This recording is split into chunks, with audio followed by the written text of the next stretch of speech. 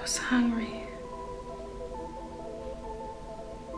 Happy Halloween season! My name is Anya and I'm going to show you today how to make this last minute eatable Halloween brain decoration.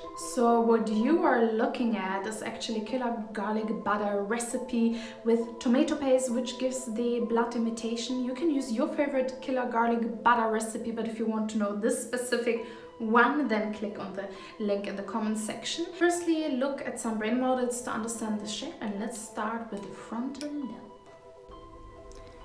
And then let's go to the parietal lobe, which I believe should go slightly higher.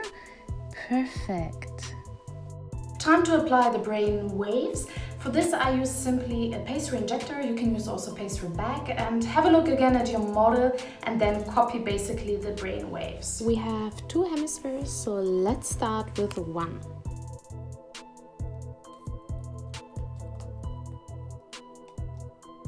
Voila, this is done so fast that you have more time for real makeup and a great outfit. So have a spooky night and don't forget to share the pictures of your brains. See you on Instagram. I was hungry.